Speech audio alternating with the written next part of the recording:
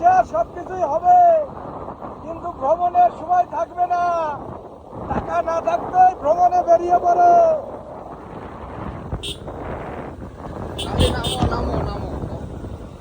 খালি নিচে নামতে হবে 7 কিলোমিটার।